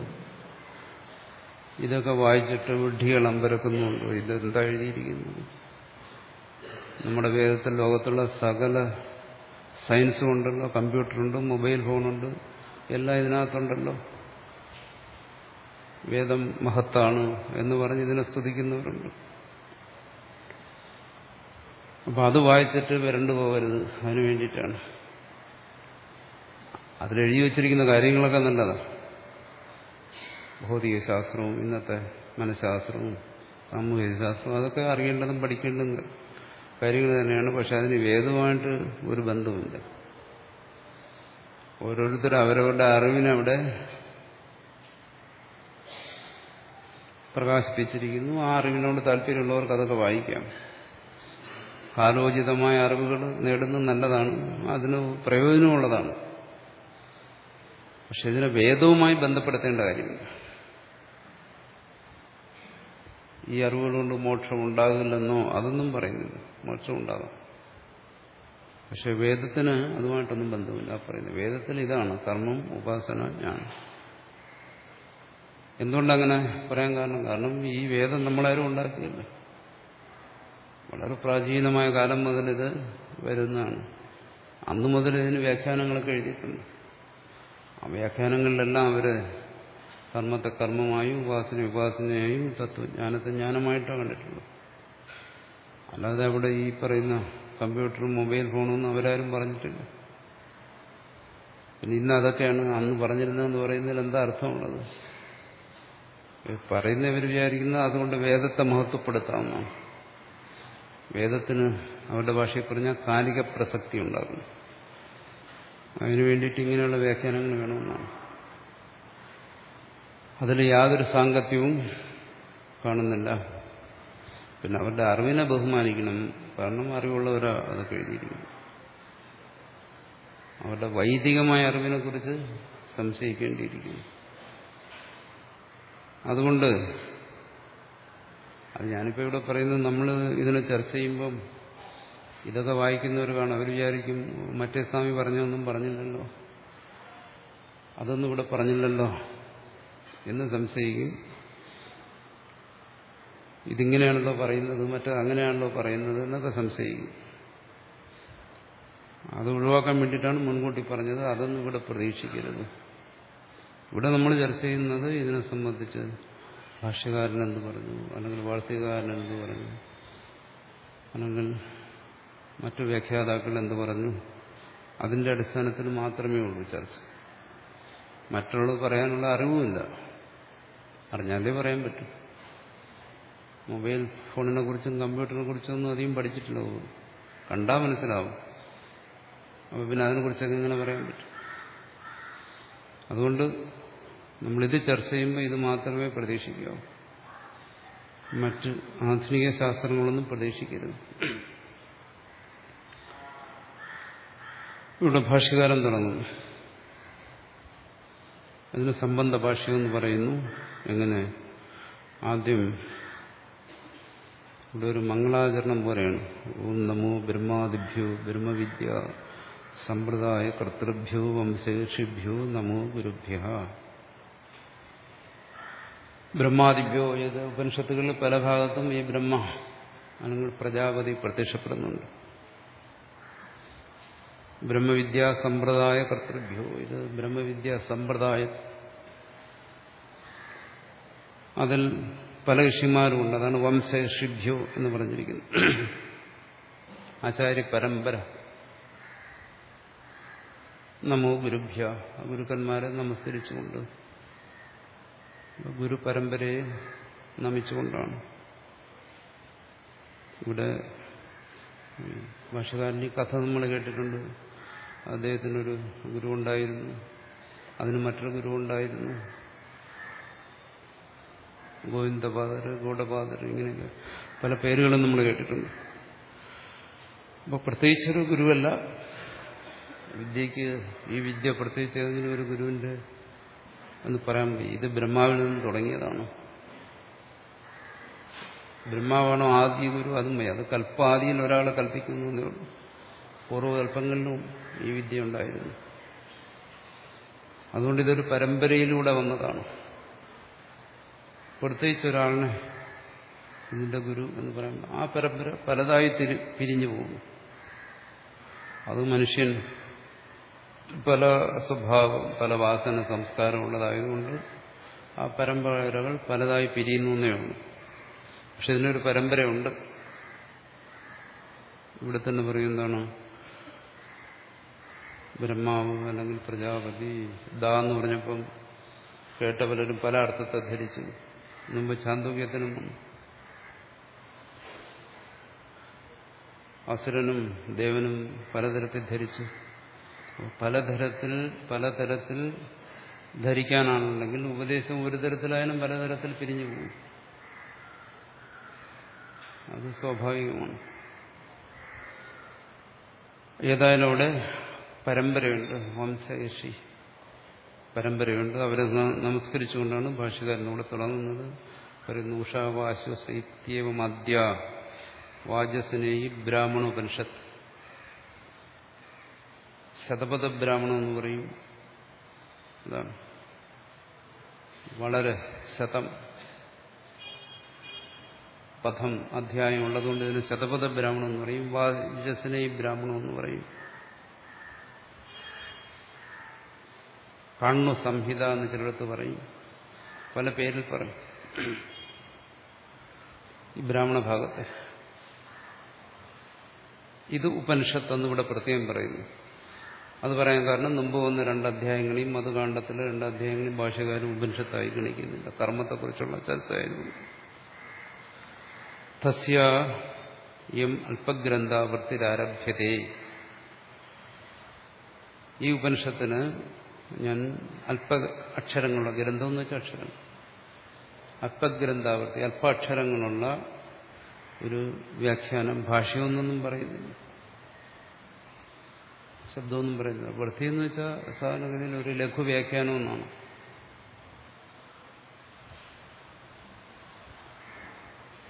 ഭാഷ്യം എന്ന് പറഞ്ഞു കഴിഞ്ഞാൽ വളരെ ഗഹനമായ ചിന്ത എന്നാണ് പൊതുവെ പറയുന്നത്. ഭാഷ്യകാരൻ സ്വയം അങ്ങനെയൊന്നും അവകാശപ്പെടുന്നില്ല. ഒരു കാര്യവും തത്വജ്ഞാനം പോലും സ്വയം അവകാശപ്പെട്ടിട്ടില്ലാത്ത ആളാണ് ഭാഷ്യകാരൻ. അതും പറയുന്നില്ല. അതുകൊണ്ട് തന്റെ ഭാഷ്യം ഒരു ഭാഷ്യമാണെന്നും പറയുന്നില്ല. അങ്ങനെ ഒരു അഭിമാനവും ഒരു ലഘു വ്യാഖ്യാനം എന്ന് പറയുന്നു. അങ്ങനെ പറയാൻ കാരണം ഇവിടെ വ്യാഖ്യാനത്തിൽ പറയുന്നുണ്ട്, ഭർത്തൃപ്രപഞ്ചൻ എന്ന് പറയുന്ന ഭാഷ്യകാരൻ അദ്ദേഹമാണ് വൃത്തികാരനെന്നും പറയുന്നു. അതായത് ജ്ഞാനകർമ്മ സമുച്ചയം പലയിടത്തും നമ്മൾ ചർച്ച ചെയ്തിട്ടുണ്ട്. ഈ ജ്ഞാനകർമ്മ സമുച്ചയത്തിന്റെ ആളാണ് ഭർത്തൃപ്രപഞ്ചൻ എന്ന് പറയുന്നത്. അതൊക്കെ ഊഹങ്ങളാണ്, അഭിപ്രായ വ്യത്യാസങ്ങളുമുണ്ട്. അദ്ദേഹം മാധ്യന്തിന ശാഖയ്ക്ക് എഴുതിയത് വളരെ ബൃഹത്തായ ഭാഷ്യമായിരുന്നു. അതിനെ അപേക്ഷിച്ചാണ് പറയുന്നത് ഞാൻ കുറച്ച് ശബ്ദങ്ങളെ ഇവിടെ ഉപയോഗിച്ചിട്ടുള്ളൂ എന്ന് പറഞ്ഞിരിക്കുന്നത്. സംസാര വ്യാവൃത്സുഭ്യ, ഈ സംസാരത്തിൽ നിന്നും ആർക്കാണോ വിടുതൽ ആഗ്രഹമുള്ളത്, വ്യാവൃത്തി, ഇത് വിട്ടുപോകണം എന്നാഗ്രഹിക്കുന്നവർക്ക് വേണ്ടിയിട്ടാണ് ഞാനത് എഴുതുന്നത് എന്നാണ്. സംസാര ഹേതു നിവൃത്തി സാധന ബ്രഹ്മാത്മേകത്വ വിദ്യാ പ്രതിപത്തയെ, ഇതെല്ലാം നമ്മൾ ചർച്ച ചെയ്ത കാര്യമായതുകൊണ്ടാണ് ഞാനിവിടെ കൂടുതൽ സമയമില്ല. ഭാഷയിൽ പലയിടത്തും വന്ന കാര്യങ്ങളാണ്. സംസാര ഹേതു നിവൃത്തി സാധനം, സംസാരം എന്ന് പറയുന്ന ഈ ജനന മരണം തന്നെ, അതിന്റെ നിവൃത്തി എന്ന് പറയുന്നതാണ് മുക്തി. അതിന്റെ സാധനം എന്താണ്? ബ്രഹ്മാത്മേകത്വ വിദ്യ. ബ്രഹ്മാത്മേകത്വ വിദ്യ, തത്വമസി എന്നുള്ള ഉപദേശത്തിൽ നിന്നുണ്ടാകുന്ന വിദ്യ, പ്രതിപത്തയെ, ആ വിദ്യയെ ഗ്രഹിക്കുന്നതിന് വേണ്ടി ആര്? ഈ സംസാരത്തിൽ നിന്നും വ്യാവർത്തിക്കാൻ ആഗ്രഹിക്കുന്നവർ, അവർക്ക് വേണ്ടി ഞാനിത് ലഘുവായി വ്യാഖ്യാനിക്കുന്നു. ശബ്ദത്തിലുള്ള അർത്ഥത്തിലല്ല. സ്വയം ബ്രഹ്മവിദ്യ ഉപനിഷത്ത് ശബ്ദവാച്യ. ബ്രഹ്മവിദ്യയാണ് ഉപനിഷത്ത് ശബ്ദത്തിന്റെ അർത്ഥം. ഉപനിഷത്ത് ശബ്ദത്തിന് 2 അർത്ഥമുണ്ട്. മുഖ്യമായ അർത്ഥം വിദ്യ, അറിവ്. എന്നുവെച്ചാൽ ഈ ശ്രുതി ശ്രവിക്കുമ്പോൾ, മനനം ചെയ്യുമ്പോൾ എല്ലാം ഒരാളുണ്ടാകുന്ന അറിവ്, അതാണ് ഉപനിഷത്ത് എന്ന് പറയുന്നത്. പക്ഷെ നമ്മൾ സാധാരണ ഉപനിഷത്ത് എന്ന് പറയുന്നത് ഉഷാവ അശ്വസ്യമേദ്യസ്യ എന്ന് തുടങ്ങുന്ന ഈ ശബ്ദങ്ങളെയാണ്. അത് ഉപനിഷത്ത് തന്നെയാണ്. പക്ഷെ അതിന് ഉപനിഷത്ത് ശബ്ദരാശി എന്ന് പറയും. അത് ഉപനിഷത്ത് ശബ്ദം. അതിൽ നിന്ന് ശ്രോതാവിനുണ്ടാകുന്ന അറിവാണ് മുഖ്യമായ ഉപനിഷത്ത്. തത്പരാണാം സഹേതോഹോ സംസാരസ്യ അത്യന്ത അവസാദന. ഇന്നുകൊണ്ട് ഉപനിഷത്ത് എന്ന് പറഞ്ഞാൽ ശബ്ദമല്ല, അർത്ഥമെന്നെടുത്തത്. ആ ശബ്ദമല്ലല്ലോ മോചിപ്പിക്കുന്നത്. കാരണം ഈ അർത്ഥം അറിയാതെ ആ ശബ്ദം ഉച്ചരിക്കുന്നവരുണ്ട്. എന്താണെന്നൊന്നും മനസ്സിലാക്കുന്നില്ല. കുട്ടിക്കാലത്തെ പഠിക്കുന്നു, ഗണാനാന്താം ഗണപതി ഇങ്ങനെ പറയുന്നു. എന്തായി പറയുന്നത് പഠിക്കും. അത് മോക്ഷത്തിന് ഉപകരിക്കത്തില്ല. നഹി നഹി രക്ഷതി ഡുപറിഞ്ഞ് കരണേ. അതുകൊണ്ട് പ്രയോജനമൊന്നുമില്ല. പ്രയോജനം എന്താണ്? അതിൽ നിന്നുണ്ടാകുന്ന വിദ്യയാണ്. അപ്പം അതിൽ നിന്ന് ആ വിദ്യ ഉണ്ടാകത്തക്ക രീതിയിൽ അതിൻ്റെ അധ്യയനം ചെയ്യണം, അത് ശ്രവിക്കണം, മനനം ചെയ്യണം. അതുകൊണ്ട് ആ വിദ്യ തത്പരാണ്, ആ വിദ്യാനിഷ്ഠന്മാർ ബ്രഹ്മനിഷ്ഠന്മാരെന്നും പറയും. അവർക്ക് സഹേതുഹോ സംസാരസ് ഈ ജനന മരണങ്ങളിൽ അതിന്റെ കാരണസഹിതം കാരണമായി അജ്ഞാനം അല്ലെങ്കിൽ അവിദ്യ അല്ലെങ്കിൽ മായ അത്യന്തവസാധന അതിനെ പൂർണ്ണമായും നശിപ്പിക്കുന്നു. പറയുന്നു ഈ ഉപനിഷത്തിൽ നിന്നും ഉണ്ടാകുന്ന അറിവ് അവന്റെ അജ്ഞാനത്തെ പൂർണ്ണമായും നശിപ്പിക്കുന്നു. അത് ഉപനിഷത്ത് എന്ന് പറയുന്ന ശബ്ദത്തിന്റെ അർത്ഥം തന്നെ അതാണ്. ഉപ നീ പൂർവസ്യ സദേഹി തദർത്ഥത്വ. അതിന്റെ അർത്ഥം അതാണ്. സംസാരത്തെ നശിപ്പിക്കുന്നത്, മോക്ഷത്തെ നൽകുന്നത്. ഉപ നീ രണ്ട് ഉപസർഗങ്ങൾ വന്നിട്ടുള്ള സദ് സദ് വിചാരണഗത്യവസാദനേഷു എന്ന് പറയുന്ന ധാതു. അതിന്റെ അർത്ഥം അതാണ്. താദർത്ഥാദ്യന്തോപ്പി ഉപനിഷത്ത് ചെയ്തു. വാസ്തവത്തിൽ ഉപനിഷത്ത് വിദ്യയാണ്. ഈ ശബ്ദരാശി അതും താദർത്ഥ്യ വിദ്യയ്ക്ക് വേണ്ടിയുള്ളതാണ്. വിദ്യയിലൂടെ മോക്ഷത്തിന് വേണ്ടിയുള്ളതാണ്. അതുകൊണ്ട് അതിനെയും ഉപനിഷത്ത് എന്ന് പറയുന്നു.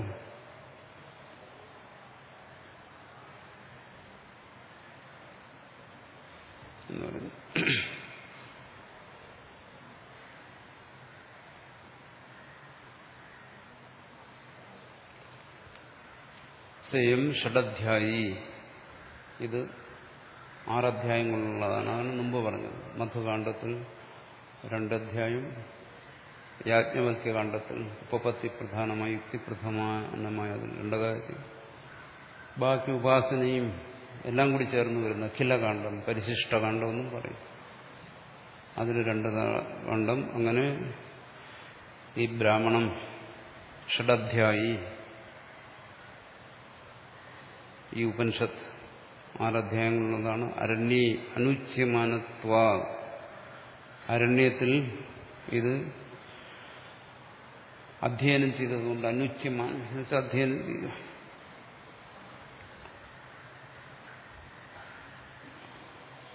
പഴയകാലത്ത് നാട്ടിനേക്കാൾ കൂടുതൽ കാടായിരുന്നു. ഇന്ന് കാട്ടിനേക്കാൾ കൂടുതൽ നാടായി. ഋഷിമാരും ഋഷികുലങ്ങളെല്ലാം കാട്ടിലായിരുന്നു.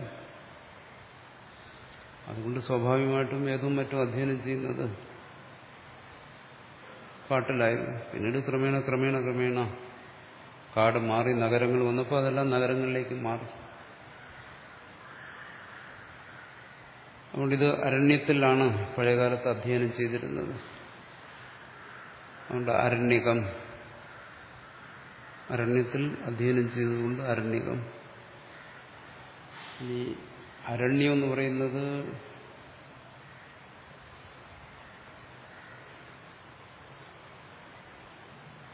ഒരു സ്ഥലത്തിന്റെ പേരും ആകാം. അങ്ങനെയും പറയുന്നുണ്ട്. ധാരാളം വനങ്ങളൊക്കെ ഉള്ള ഒരു സ്ഥലം. ഇവ ഹിമാലയം എന്ന് പറഞ്ഞാൽ അതൊരു സ്ഥലത്തിന്റെ പേരല്ലേ. അതേസമയം അതൊരു മലയുമാണ്. ഋഷികേശും ഹരിദ്വാറും ഒക്കെ അതിനകത്ത് വരുന്നു. അതുപോലെ അങ്ങനെ ഒരു സ്ഥലത്തായിരുന്നു ഇതിന്റെ എന്ന് പറയുന്നുണ്ടല്ലോ. വേദം ഓരോ ശാഖകളായിട്ടാണ് പ്രചരിച്ചിരിക്കുന്നത്. ഓരോ ഗുരു പരമ്പരയിലൂടെ അല്ലെങ്കിൽ ഒരു കുടുംബത്തിലൂടെയോ തലമുറകളായി അതിങ്ങനെ പ്രചരിച്ചുകൊണ്ടേയിരുന്നു. ഒരു പ്രദേശത്തുള്ള ആൾക്കാർ ആ സ്ഥലം അരണ്യമെന്നായിരുന്നു. അവിടെയുള്ള ആൾക്കാർ ഇത് അധ്യയനം ചെയ്തുകൊണ്ട് അരണ്യകം എന്ന് വന്നു.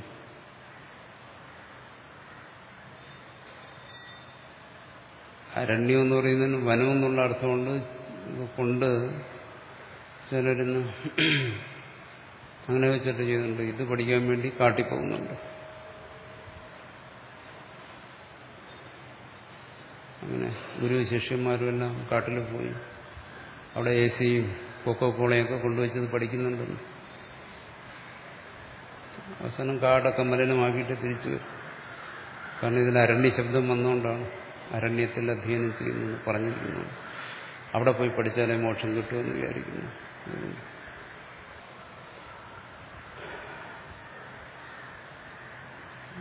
കേവലം ശബ്ദത്തിൽ പിടിച്ചുള്ള ചില കാര്യങ്ങളാണ്, താല്പര്യത്തെ ഗ്രഹിക്കാതെ. അപ്പൊ പൊതുവെ ഉപനിഷത്തുകളെല്ലാം ഏകാന്തത്തിൽ അരണ്യം കൊണ്ട് ഉദ്ദേശിക്കുന്നതാണ്. അനനുകൂലമായ സാഹചര്യത്തിൽ ഏകാന്തത്തിൽ അധ്യയനം ചെയ്തു കഴിഞ്ഞാൽ അതിന് കൂടുതൽ പ്രയോജനം കിട്ടും. നമ്മളിവിടെ ഇരുന്ന് ചർച്ച ചെയ്യുന്ന ഇവിടെ ശബ്ദവും ബഹളമൊക്കെ ആണെങ്കിൽ ഇത് കൊണ്ട് കാര്യം നടക്കും ഇല്ല. അനുകൂലമായൊരു അന്തരീക്ഷം വേണം. അത് അന്തരീക്ഷം ശാന്തമായിരിക്കണം, സ്വസ്ഥമായിരിക്കണം, ഏകാഗ്രതയ്ക്ക് ഉപകരിക്കുന്നതായിരിക്കണം. അതാണ് അതുകൊണ്ട് ഉദ്ദേശിക്കുന്നത്. അതുകൊണ്ട് ഇന്നത് പഠിക്കാൻ വേണ്ടി സർക്കാരിന്റെ വനത്തിൽ പോവുക എന്ന് പറയുന്നതിനൊന്നും കാര്യമില്ല. ബൃഹത്വാത് പരിമാണത, ഇത് മറ്റു ഉപനിഷത്തുകളെ അപേക്ഷിച്ച് നോക്കുമ്പോൾ ഇത് ബ്രാഹ്മണ ഭാഗമല്ലേ. ബ്രാഹ്മണ ഭാഗം വളരെ വലുതാണ്. ശതപഥം എന്ന് പറയുന്നത് 20 അധ്യായം തന്നെ ഉണ്ടെന്നാണ്. 100 ഇത്രയും വലുതാണ്. അതുകൊണ്ട് അതിൽ നിന്നെടുത്ത ഈ ഭാഗവും ബൃഹത്താണ്, വലുതാണ് അളവിൽ. അതുകൊണ്ട് ബൃഹത് ആരണ്യകം, അതുകൊണ്ടാണ് ബൃഹദാരണ്യകം എന്ന് പറയുന്നത്. അതെല്ലാം ആനന്ദഗിരി ഇതിനൊക്കെ വ്യാഖ്യാനിക്കുന്നുണ്ട്. തസ്യ കർമ്മകാണ്ഡേന സംബന്ധോ അവിധീയത, ഈ സംബന്ധ ഭാഷ്യം എന്നല്ലേ പറഞ്ഞു. അങ്ങനെയുള്ള ഈ ഉപനിഷത്തിന് കർമ്മകാണ്ഡമായിട്ടുള്ള സംബന്ധത്തെ ഇവിടെ പറയുകയാണ്.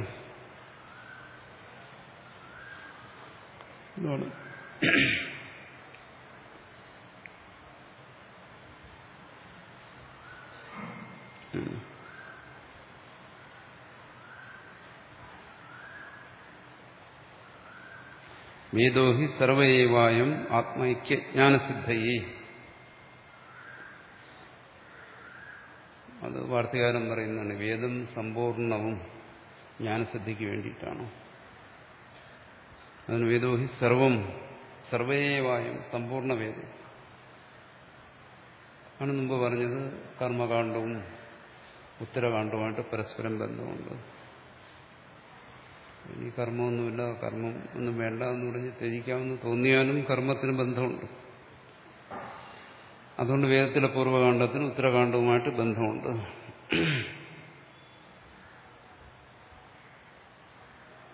തഥാച ബ്രഹ്മേകത്വജ്ഞാനസിദ്ധഹേതുത്വാദുഭയോർ ഐക്യജ്ഞാനഹേതുത്വരൂപധർമ്മവത്വമേവ പരസ്പര ഉപയോഗ സംബന്ധ സംഭവത്യേവ. അപ്പോൾ ഈ ജ്ഞാനത്തിന്, ഉപനിഷത്ത് ജ്ഞാനത്തിന് പൂർവകാണ്ഡത്തിനും ബന്ധമുണ്ട്. ചിത്തശുദ്ധിയിലൂടെ കർമ്മം തത്വജ്ഞാനത്തിന് ഹേതുവാകുന്നതുകൊണ്ട്. അതുകൊണ്ടാണ് ഭാഷ്യകാരൻ പറയുന്നത് ആ കർമ്മകാണ്ഡമായിട്ടുള്ള ബന്ധത്തെ ഞാൻ പറയുന്നു. സർവോപ്യം വേദ പ്രത്യക്ഷാനുമാനാഭ്യാം അനവഗത ഇഷ്ടാനിഷ്ടപ്രാപ്തി പരിഹാരോപായ പ്രകാശനപരഃ സർവപുരുഷാണാം നിസർഗദേവ തത്പ്രാപ്തി പരിഹാരയോരിഷ്ടത്വ സർവപ്യയം വേദ. വേദപ്രമാണത്തെക്കുറിച്ച് ചർച്ച ചെയ്യുകയാണ്. ഈ വേദം പൂർണ്ണമായും, ഉത്തരകാണ്ഡം മാത്രമല്ല, പൂർണ്ണമായും പ്രത്യക്ഷാനുമാനാഭ്യാം അനവഗത ഇഷ്ടാനിഷ്ടപ്രാപ്തി പരിഹാര ഉപായ പ്രകാശനപരഃ. പ്രത്യക്ഷാനുമാനാഭ്യാം അനവഗത, പ്രത്യക്ഷാനുമാനങ്ങളിലൂടെ അറിയാൻ കഴിയാത്തതായ ഇഷ്ടാനിഷ്ടപ്രാപ്തി, ഇഷ്ടപ്രാപ്തി പരിഹാര ഉപായത്തെ പ്രകാശിപ്പിക്കുന്നതാണ്. അതാണ് അതിന്റെ താല്പര്യം. ഇഷ്ടത്തെ പ്രാപിക്കുക, അനിഷ്ടത്തെ ഒഴിവാക്കുക, ഇതിനെ പ്രകാശിപ്പിക്കുകയാണ് വേദത്തിന്റെ താല്പര്യം എന്നാണ്. ഇഷ്ടം എന്താണ്? അത് പൂർവ്വകാണ്ഡത്തെ സംബന്ധിച്ച് ഇഷ്ടം എന്ന് പറയുമ്പോൾ സ്വർഗവും മറ്റും, സ്വർഗ പശു പുത്രാദി ഇഷ്ടം. അനിഷ്ടം എന്താണ്? നരകവും മറ്റും. ഇഷ്ടത്തിനെ പ്രാപിക്കണം, അനിഷ്ടത്തെ പരിഹരിക്കണം. അതിനെന്താണ് ഉപായം? ഇഷ്ടത്തിന് വേണ്ടി യാഗത്തെ അനുഷ്ഠിക്കണം, അനിഷ്ടത്തിന് വേണ്ടി ദുഷ്കർമ്മങ്ങളെ ഒഴിവാക്കണം. ഇത്തരത്തിൽ കാര്യങ്ങളെ ബോധ്യപ്പെടുത്തുന്നു. അതുകൊണ്ട് വേദം പ്രമാണമാണ്. സർവപുരുഷാണ്, സർവർക്കും നിസർഗദൈവ തത്പ്രാപ്തി പരിഹാരവിഷ്ടത്വ. സ്വാഭാവികമായി തന്നെ, ആരും പറഞ്ഞു കൊടുക്കാതെ തന്നെ, വേദം പറയാതെ തന്നെ സർവരും ആഗ്രഹിക്കുന്നതാണ് ഇഷ്ടത്തെ പ്രാപിക്കുക, അനിഷ്ടത്തെ ഒഴിവാക്കുക. ഇതിന് വേദത്തിന്റെ ആവശ്യമൊന്നുമില്ല. ആരാ ഇഷ്ടത്തെ ആഗ്രഹിക്കാത്ത? ആരാ അനിഷ്ടത്തെ? ഒരു പല്ലുവേദന വന്നു കഴിഞ്ഞാൽ അത് മാറണമെന്ന് ആരാ ആഗ്രഹിക്കാത്തത്? പാൽപ്പായസത്തിന് കുടിക്കണമെന്ന് ആരാ ആഗ്രഹിക്കാത്തത്? അപ്പോൾ ഇഷ്ടപ്രാപ്തിയും അനിഷ്ടപരിഹാരവും സഹജമാണ് സർവ്വജീവികൾ, മനുഷ്യന് മാത്രമാണ്. തത്പ്രാപ്തി പരിഹാരവും അരിഷ്ടത്വ. പിന്നെ എന്തിനാണ് വേദത്തിന്റെ ആവശ്യം പറയുന്നു? പ്രത്യക്ഷ അനുമാനങ്ങളിലൂടെ അറിയാൻ വയ്യാത്ത ഇഷ്ടാനിഷ്ടങ്ങളെ ബോധിപ്പിക്കുന്നു.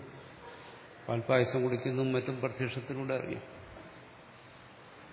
പക്ഷേ യാഗം സ്വർഗത്തിന് കാരണമാണ്, യാഗം ചെയ്തു കഴിഞ്ഞാൽ സ്വർഗം ലഭിക്കുമെന്നുള്ളത് വേറൊരു വഴിയിലും അറിയാൻ വയ്യ. അത് വേദത്തിലൂടെ പറ്റും. അതെന്താണ്? പ്രത്യക്ഷ അനുമാനാഭ്യാം അനവഗതമാണ്, അറിയുന്നതല്ല. അതിനുവേണ്ടി വേദത്തിന്റെ ആവശ്യം ഉണ്ട്. അത് മറ്റു പ്രമാണങ്ങളിലൂടെ സാധ്യമല്ല.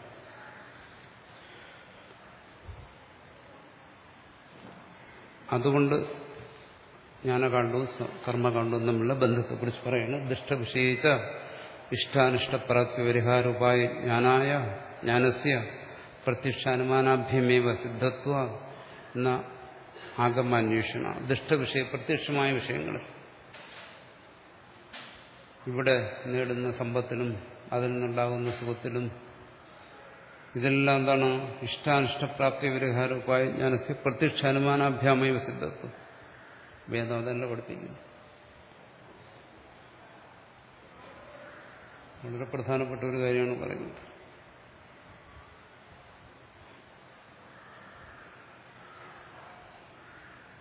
പ്രത്യക്ഷ അനുമാനങ്ങളിലൂടെ ബോധ്യപ്പെടുന്ന ഒരു കാര്യത്തെ വേദം ബോധിപ്പിക്കേണ്ട കാര്യമില്ല. ഇതാണ് വേദനിയമം. അതുകൊണ്ടാണ് പറയുന്നത് വേദത്തിൽ നമ്മൾ ഈ പറയുന്ന സയൻസ് ശാസ്ത്രമൊന്നും ഇല്ല എന്ന് പറയുന്നത്. ഇത് വൈദികന്മാരെല്ലാവരും സ്വീകരിച്ചിട്ടുള്ള. എന്തുകൊണ്ട്? കാരണം ഇതൊക്കെ പ്രത്യക്ഷാനുമാനങ്ങളിലൂടെ കിട്ടുന്ന കാര്യങ്ങളാണ്. ഭൗതികമായ അന്വേഷണങ്ങളും കണ്ടുപിടുത്തങ്ങളും എല്ലാം പ്രത്യക്ഷാനുമാനങ്ങളിലൂടെ നമുക്ക് ആണ് കിട്ടുന്നത്. അനുമാനിക്കുന്നു, പ്രത്യക്ഷത്തിലൂടെ തന്നെ അറിയുന്നു. ഇതല്ലേ ഇന്നത്തെ ശാസ്ത്രം എന്ന് പറയുന്നത്. വേദശാസ്ത്രമല്ല ഇന്നത്തെ ശാസ്ത്രം. അതിന് വേദത്തിന്റെ ആവശ്യം തോന്നുന്നു. വേദം അത് പറയുന്നില്ല എന്നാണ്. അങ്ങനെ ദുഷ്ടവിഷയം എന്നുള്ളതൊക്കെ പ്രത്യക്ഷമാണ്. കൃഷി നടത്തിയാൽ എങ്ങനെ വിളവുണ്ടാകും, കച്ചവടം ചെയ്താൽ എങ്ങനെ സമ്പത്തുണ്ടാകും, ഇത്തരം കാര്യങ്ങളൊക്കെ വേദം പഠിപ്പിക്കുന്നു. അതെല്ലാം ദുഷ്ടവിഷയമാണ്.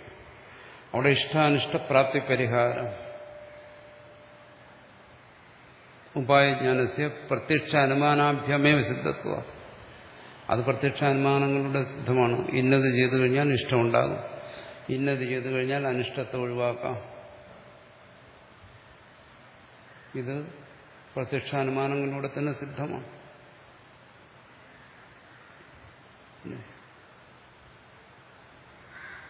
അന്നം പാകം ചെയ്തു കഴിഞ്ഞാൽ ഭക്ഷണം കഴിക്കാം. ഇത് വേദം പറയേണ്ട കാര്യമില്ല, പ്രത്യക്ഷമാണ്. അഗ്നി കൊണ്ട് അന്നത്തെ പാകം ചെയ്യാം. പ്രത്യക്ഷമാണെങ്കിൽ അനുമാനത്തിലൂടെ അത് സാധിക്കാം. അതിനെന്തിനാ വേദം പറയുന്നു? അത്തരം കാര്യങ്ങൾക്കുള്ളതല്ല വേദം. അപ്പോൾ ഇന്ന് അത് നമ്മുടെ അന്വേഷണങ്ങൾ, പഠനങ്ങൾ, നിരീക്ഷണങ്ങളെല്ലാം പ്രത്യക്ഷാനുമാനത്തിലൂടെയാണ്. അതൊന്നും അലൗകികമല്ല, ലൗകികമാണ്. സ്വർഗമാണ് ഇവിടെ അലൗകികമായിരിക്കും. അതുകൊണ്ടാണ് അവിടെ വേദത്തിന്റെ ആവശ്യം വന്നത്. മുക്തിയാണ് അലൗകികമായിരിക്കുന്നത്, അത് വേദത്തിന്റെ ആവശ്യം വന്നു. അധിഷ്ഠം, പുണ്യം, പാപം ഇതെല്ലാം അലൗകികമാണ്. അവിടേക്ക് വേദത്തിന്റെ ആവശ്യം വന്നു. ഇതിനൊന്നും വേദത്തിന്റെ ആവശ്യമില്ല. പിന്നെ ഇത് വേദത്തിൽ പറയുന്നു എന്ന് പറഞ്ഞാൽ എങ്ങനെ അംഗീകരിക്കാൻ പറ്റും? അങ്ങനെ പറഞ്ഞാൽ അത് വൈദികമായ മര്യാദകൾക്ക് വിരുദ്ധമാണ്. വേദം അലൗകികമായ നമ്മുടെ ഈ അന്വേഷണങ്ങളിലൂടെയൊന്നും കണ്ടെത്താത്ത കാര്യത്തെയാണ് ബോധിപ്പിക്കുന്നത് എന്ന് പറഞ്ഞാലേ വേദത്തിന് പ്രാമാണ്യമുള്ളൂ. ഇതാണ് വൈദികന്മാരുടെ നിലപാട്. ഇത് മനസ്സിലാക്കിയാണ് ഇന്ന് ആൾക്കാർ വേദത്തിലൂടെ മനഃശാസ്ത്രം പഠിപ്പിക്കുന്നു. അതിന് വേദത്തിന്റെ ആവശ്യമില്ല എന്നാണ്. ആണ് ദൃഷ്ടവിഷയെ, പ്രത്യക്ഷമായ വിഷയത്തിൽ ഇഷ്ടാനിഷ്ടപ്രാപ്തി പരിഹാര ഉപായജ്ഞാനസ്യ ഇഷ്ടാനിഷ്ടപ്രാപ്തി പരിഹാര, ഇഷ്ടത്തെ പ്രാപിക്കുക, അനിഷ്ടത്തെ ഒഴിവാക്കുക, ഉപായജ്ഞാനം. ഇഷ്ടം എന്ന് പറയുന്നത് അന്നം, അതിന്റെ പ്രാപ്തിക്ക് എന്താണ് പാകം.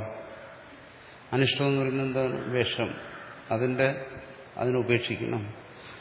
ഇതിനെല്ലാം എന്താണ് പ്രത്യക്ഷ അനുമാനാഭ്യമേവ സിദ്ധത്വം. വേറൊരാള് അന്നം പാകം ചെയ്യുന്നു, താൻ കാണുന്നു പ്രത്യക്ഷം, അതുകൊണ്ട് താനും അന്നം പാകം ചെയ്യുന്നു, കഴിക്കുമ്പോൾ തൃപ്തി ഉണ്ടാകുന്നു. ഇതെല്ലാം പ്രത്യക്ഷമാണ്. ഇതിന് വേദം പഠിക്കുന്നു. വേറൊരാൾ വിഷം കഴിച്ചു, അയാൾ മരിച്ചു, അപ്പോൾ അനുമാനിക്കുന്നു താനും വിഷം കഴിച്ചാൽ മരിക്കും, അതുകൊണ്ട് വിഷത്തെ ഉപേക്ഷിക്കുന്നു. ഇവിടെ എന്തിനാ വേദത്തിന്റെ ആവശ്യം? ഇഷ്ടപ്രാപ്തിക്കും അനിഷ്ടപരിഹാരത്തിനും വേദത്തിന്റെ ആവശ്യമില്ല. ആഗമാന്വേഷണ, അവിടെ വേദത്തെ അന്വേഷിക്കേണ്ട കാര്യമില്ല. വേദത്തിൽ ഇതൊന്നും അന്വേഷിക്കാൻ പോകണ്ടെന്നാണ്. നിങ്ങളീ പഠിക്കുന്ന കണക്കും സയൻസും ഒന്നും വേദത്തെ അന്വേഷിക്കേണ്ട കാര്യമില്ല.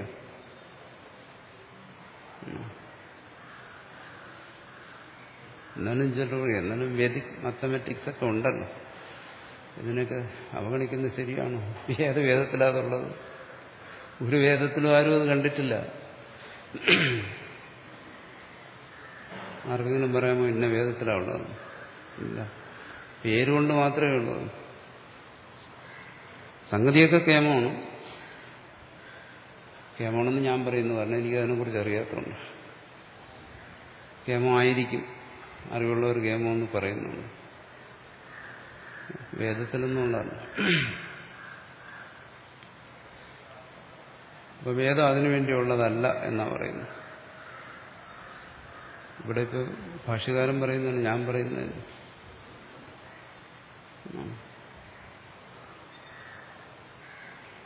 പറയും സർവം വൈദിക മൂലമെന്ന് പറയുന്നതോ, സർവ അറിവും വേദത്തിൽ നിന്നാണ് ഉണ്ടായെന്ന് പറയുന്നു. അതോ എന്ന് ചോദിക്കും. അപ്പോൾ ഒരു മനുഷ്യന്റെ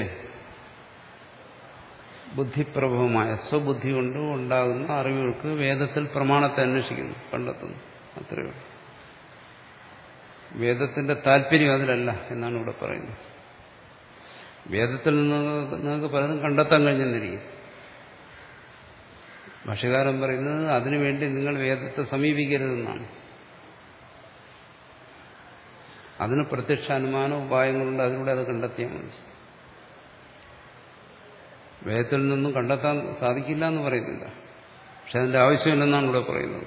നാഗമാന്വേഷണ, പ്രത്യക്ഷാനുമാനങ്ങളിലൂടെ നേടുന്ന കാര്യങ്ങൾക്ക് വേണ്ടി വേദത്തെ അന്വേഷിക്കേണ്ട. ഇത് എന്റെ ഒരു പുതിയ സിദ്ധാന്തമൊന്നുമില്ല, ഭാഷ്യകാരൻ പറയുന്നതിനെ ഞാൻ വ്യാഖ്യാനിക്കുന്നു.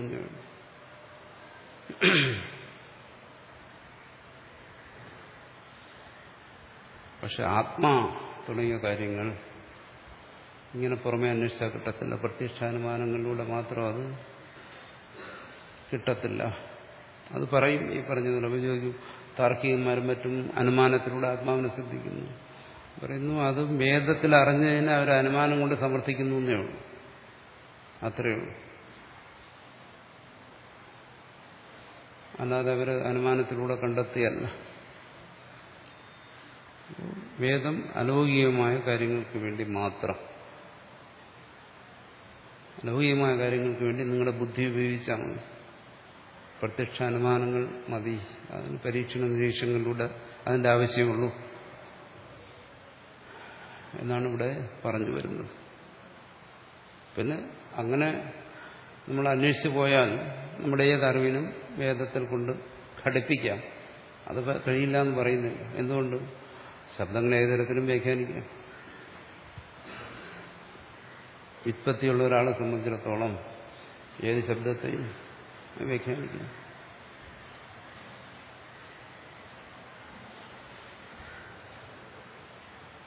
അത് ഓരോരുത്തരുടെ സാമർഥ്യം. ഒരു വേദവ്യാഖ്യാതാവ് എഴുതി വെച്ചിട്ടുണ്ട്, ടെലിഗ്രാഫിന്റെ തിയറി വേദത്തിലാണുള്ളതെന്ന്. ടെലിഗ്രാഫ് അങ്ങനെയാണ്, പഴയ കമ്പിയില്ല കമ്പി. അതിന്റെ വേദമന്ത്രം എടുത്ത് കാണിച്ചിട്ടുണ്ട്. ഇതാ ഈ മന്ത്രത്തിലാണ് അതിന്റെ മുഴുവൻ സിദ്ധാന്തം കിടക്കുന്നത്. പക്ഷെ അദ്ദേഹം, ആ മഹാൻ, കമ്പ്യൂട്ടർ അധികമുണ്ടെന്ന് പറഞ്ഞില്ല. കാരണം അന്ന് അത് കണ്ടുപിടിച്ചിട്ടില്ലായിരുന്നു. അന്ന് സയൻസ് ടെലിഗ്രാഫ് വരെ എത്തിയുള്ളൂ. ഇന്നാണ് എഴുതിയിരുന്നെങ്കിൽ ആ മന്ത്രം എടുത്തിട്ട് പറഞ്ഞത് ഈ മന്ത്രത്തിലാണ് കമ്പ്യൂട്ടറും മൊബൈൽ ഫോണും എന്ന് പറഞ്ഞത്. നിർഭാഗ്യവശാൽ അന്നത് കണ്ടെത്തിയില്ല. ഇത്തരത്തിൽ വേദത്തെ വ്യാഖ്യാനിക്കുന്നതിനോട് ഭാഷ്യകാരൻ യോജിക്കുന്നില്ല. നമുക്ക് വേണമെങ്കിൽ കണ്ടെത്താം, അത് വേറെ കാര്യം. അതുകൊണ്ട് ഭാഷ്യം പഠിക്കുമ്പോൾ അതൊന്നും ഇതിലില്ലല്ലോ എന്ന് പറഞ്ഞ് ചോദ്യം ചെയ്യരുത്. അതുകൊണ്ടാണ് ഞാനിത് വീണ്ടും വീണ്ടും ഓർമ്മിപ്പിക്കുന്നത്.